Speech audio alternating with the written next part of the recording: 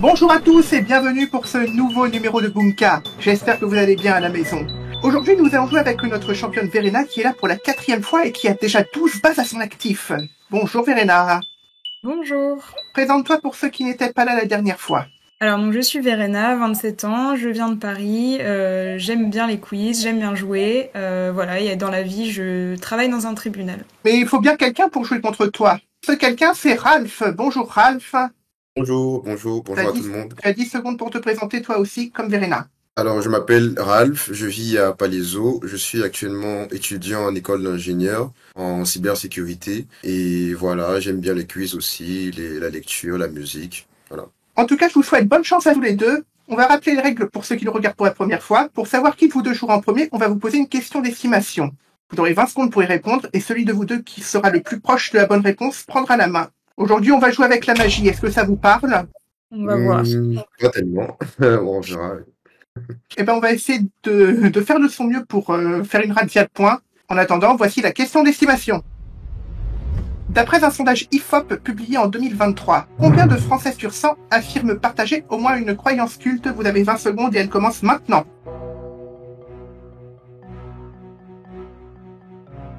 Et les 20 secondes sont désormais écoulées. Verena a répondu 13%. Oui. Alors que Ralph à côté a répondu bien plus, il a répondu 37%. Eh ben, je vais vous dire, pourtant ça, je vais vous surprendre, ils sont 59%. Oh. Et pour vous donner un ordre d'idée, aux États-Unis, on est à 69%. C'est donc Ralph qui est le plus proche de vous deux. Et voici la première manche, la prise de position. Je rappelle le principe. Vous allez répondre à 4 questions, chacun un tour de rôle, en commençant par Ralph. Vous avez un tableau avec 3 thèmes associés à des questions rapportant de 1 à 3 cases chacune. Cette manche est importante car elle permet de prendre de l'avance pour la manche 2. Voici nos 3 thèmes du jour. Sorciers et sorcières de fiction, ils sauraient des pouvoirs magiques et les magiciens à la télé. On en fait rarement des intitulés aussi longs. Mais quoi qu'il en soit, Ralph, c'est à toi de commencer. Tu vas où tu veux. Je vais tenter, ils auraient des pouvoirs magiques pour 2 points. Allons-y. Quel autre nom donne-t-on à une étoile à 5 branches, ayant parfois une connotation magique? Étoile de David. On vérifie. Non, c'était le pentagramme qu'on cherchait. Et lorsque tu traces un cercle comme ça, qui passe par les 5 branches d'un pentagramme, on appelle ça un pentacle. Ça, c'est pour la culture. Verena, où va-t-on? Essayer sorcier et sorcière de fiction pour 2 cases. Allons-y. Dans la série Ma sorcière bien-aimée, quelle partie de son corps Samantha agite-t-elle pour jeter un sort? Son nez. Eh ben, on vérifie. C'est ça. 2 points pour Verena, rien pour Ralph, mais rien n'est joué pour le moment. Tu vas où tu veux. Je vais tenter les sorciers et sorcières de fiction pour 1 point. Dans quelle série de romans de J.K. Rowling suit-on les aventures d'un jeune sorcier à Poudlard? Harry Potter. Des séries de romans de J.K. Rowling, il n'y en a pas des masses, je pense qu'on est d'accord pour le dire. Et c'était bien Harry Potter, bien joué Ralph. 2-1, et c'est à Verena de jouer. Allez, j'essaye sorcier et sorcière de fiction pour 3 cases. Allons-y. Quelle sorcière, héroïne d'une série de jeux vidéo portant son nom, se sert de ses cheveux pour invoquer des démons? Curieux ça. Ouais, là on sort de ma zone de confort. Bon, je vais dire Zelda, mais c'est bête parce que je pense pas que ce soit une sorcière. De toute façon, on n'a rien à perdre à tenter. Et est-ce que c'est Zelda? On vérifie.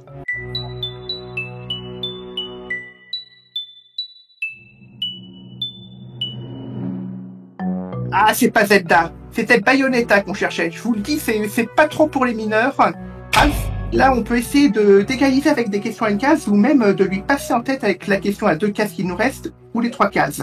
Je vais effectivement prendre la question à 2 cases avec les magiciens à la télé. Comme ça, on les fait toutes. Quel magicien, ayant animé l'émission Il y a un truc, a connu un regain de popularité à la suite du débat présidentiel de 2022? Éric Antoine, mais non, je suis pas sûr. Est-ce bien Éric Antoine? Et c'était pas lui, c'était Gérard Majax. Verena, on arrive à ta troisième question. Où va-t-on? Bon, allez, je vais jouer, hein. Je vais essayer. Ils auraient des pouvoirs magiques pour 3 cases. Allons-y. À quelle plante de la famille des Solanacées prêtait-on des propriétés magiques, notamment à cause de la forme vaguement humaine de sa racine? Je vais essayer Mandragore. Est-ce la mandragore? Verdict.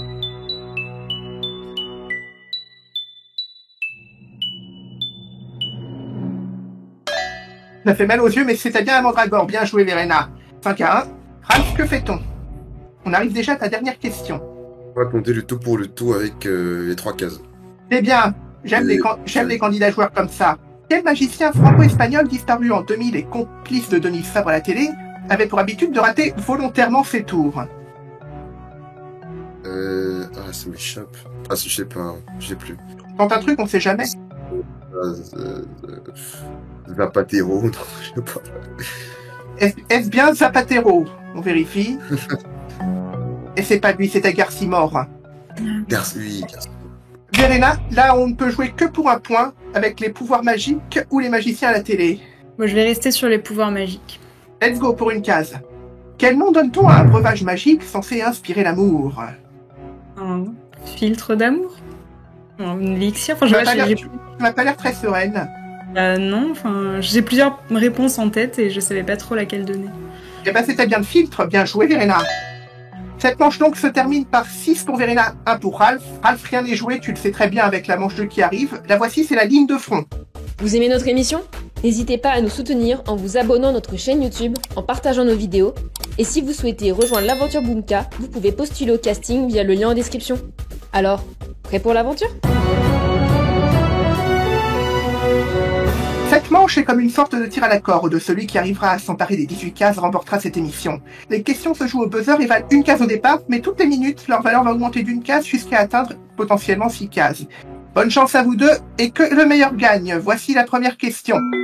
De combien de cases est constitué un jeu Ralph? 64. Ouais. Comment écrit-on soi-disant lorsqu'on dit les soi-disant? Verena. SOI-DISANT. C'est ça. Dans quel film peut-on entendre la célèbre réplique « On laisse pas bébé dans un coin » Verena. Grise. Non, c'était Dirty Dancing. Dans quel plateau la scène prend-elle sa source? Ralph. La 2, non. Non, c'était dans le plateau de Langres. Quelle confiserie orientale a un nom que l'on peut traduire par Verena? Loukoum. Exactement. Quel perchiste a été le premier à franchir la... Ralph. Limon. Non, c'était Sergei Boubka. Quel nom donne-t-on à un angle compris entre 0 et 4... Ralph encore. L'angle aigu. Exactement. Quelle croix représentée sur le drapeau de la France libre est le... Ralph encore. La croix de Lorraine. Bien joué. Quel lézard pouvant courir sur l'eau porte le même nom qu'une... Ralph. Iguane. Non, c'était le basilic. Quel youtubeur français ayant pour vrai nom Benjamin Briot n'a étonnamment pas eu... Ralph. Mastu. Non, c'était Nota Bene. De quelle série d'animation Bulle, Belle et Rebelle sont-elles... Verena. Super Nana. Absolument. Quelle animatrice présente la maison des maternelles sur... Ralph. Damido. Non, Agathe Le Caron. En 24 heures, combien de tours complets fait la petite Ralph? 2. Oui, 2, c'est bon. Qu'est-ce qui ne connaît pas la crise selon une chanson d'Alain... Verena. Ma petite entreprise. C'est ça. Quel nom donne-t-on à la contrepointe de l'hameçon qui empêche le poisson de se décrocher? Ralph. Non. On l'a pas? Non. Alors c'était l'ardillon.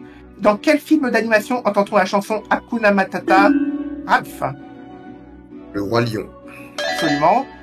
Selon la taxonomie classique ou linéenne, quel taxon se situe entre la classe et la famille? Ralph. L'ordre. Ouais. Quelle figure de style consiste en l'emploi d'un nom propre comme nom commun? Ralph, encore. L'antonomase. Il est bon, hein? Quel film de Stanley Kubrick sorti en 1980 est l'adaptation d'un roman de Stephen King? Ralph. La ligne verte. Non, c'était Shining. Oh, Shining, Quel Shining, écrivain Shining. japonais s'est suicidé par seppuku? Ralph. Murakami. Non, c'était Yukio Mishima. De quelle arme est équipé le personnage du jeu vidéo Shovel Knight? Ralph. Un sabre. Non, une pelle. Question suivante. Dans quel album des rappeurs Big Flo et Oli peut-on trouver des titres comme Ça va trop vite ou Papa? On l'a pas. Alors on dévoile, c'était la vraie vie. Quel est le cours d'eau enchampé par le château de Chenonceau? Ralph. L'Indre. Non, c'était le Cher. Aux côtés de Kamala Harris, qui est le candidat à la vice-présidence des États-Unis? Ralph. Wiz, Carl. Ah non, c'était pas ça, c'était Tim Watts qu'on cherchait, et c'est gagné pour Verena pour la 4e fois. Félicitations, Verena. Ouf, il était rapide. Hein. Et bravo quand même à Ralph aussi, qui à un moment a réussi à la tenir en respect. Qui embrasse-toi avant de partir. J'embrasse ma famille, mes amis, tous qui vont me regarder, et merci à vous. Merci à toutes. Il n'y a pas de quoi, Ralph. Ça fera bien plaisir à tous ceux qui nous regardent fidèlement chaque dimanche. Bon, Merci. Verena, ça y est, 4e finale. Bravo, Verena. Ouais, c'est plus facile. Et la finale aujourd'hui, ce sera l'attaque.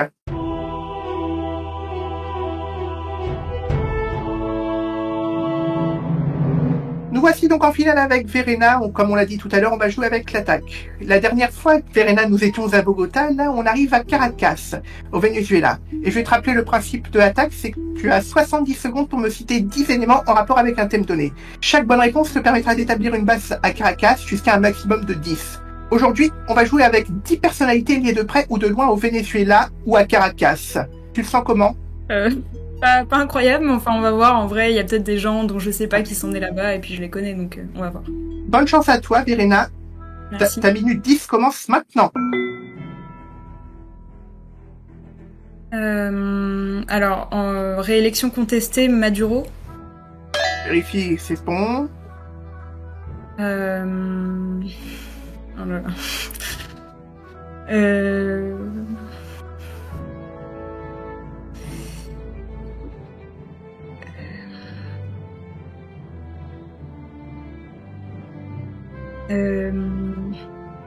Le premier, le sauvage Rapno. Exactement. De base. Bon, pour le chef d'État, je vais tenter Giscard d'Estaing. Non, c'est pas lui. Je peux en tenter un nombre infini? Oui. Tant que t'as encore du temps. Ben, Mitterrand. Non plus. Bon, allez, après je changerai de case, mais De Gaulle. Oui, c'est bon. Calypso, c'est Cousteau. Oui, c'est lui aussi. Est-ce que El Libertador, c'est Che Guevara? Non, c'est pas lui. Et le temps est écoulé. Ça va si vite. Ouais, t'as vu. Minute 10, ça passe si vite et ça te fait quand même 4 bases, ce qui te fait un total de 16. La moyenne reste stable. Tout à l'heure, on avait une moyenne de 4. Là, la moyenne reste à 4. Parmi les 6 personnalités qu'on a loupées, le Pelé du rugby en est originaire, c'était Serge Blanco. Ah oui. El Libertador de Caracas, c'était Simón Bolívar. Bah oui, bien sûr.